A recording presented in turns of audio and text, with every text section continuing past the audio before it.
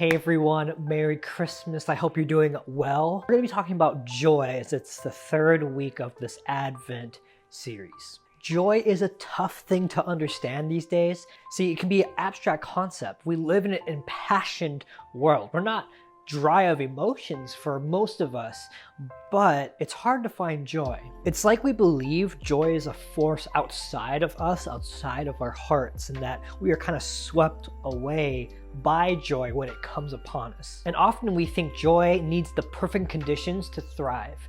Either we're thinking that we have to be stress-free, everything is perfect, all my needs are met and all my wants are erased, and even more. Or sometimes we get into the Christian world where if we only find joy if we're suffering and we have nothing, and that's where true joy is found.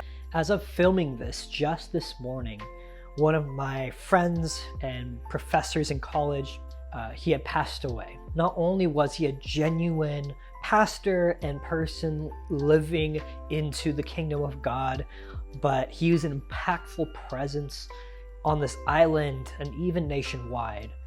And he left his family so suddenly. We know he's in the arms of Jesus now, but that doesn't really take away the pain and that loss. Where can we find joy when life is at its hardest? When nothing goes right? Where can we find joy when the worst happens? Ironically enough, that's what Advent and joy is all about. The idea of Advent is that people were feeling the absence of God, and then God proved once and for all that He is with us, which is why one of the names of Jesus is Emmanuel, or God with us. And I think you and me, or anyone watching this or reading this, you know what the absence of God feels like. When God feels like He's not there, you and me can kind of empathize with that. And that's why Emmanuel is such a miracle. God with us, no matter what, through thick and thin.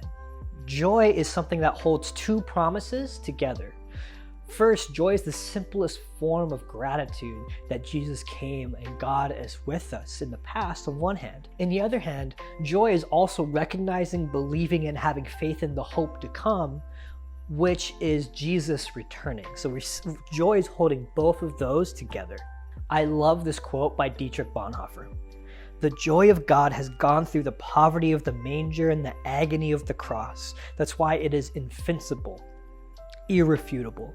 It does not deny the anguish when it is there, but finds God in the midst of it. In fact, precisely there.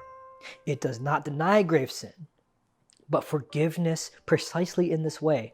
It looks death straight in the eye, but it finds life precisely within it. Wow.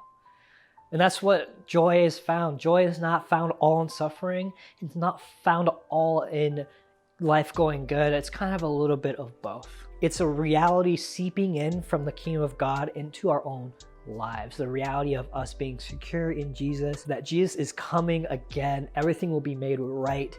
And so when it comes to my friend, my mentor, one of our amazing pastors on the islands that we all just lost, we're still processing the grief together and the questions of what now for his family, but at the same time, we know that the end is written and that we're going to see him again.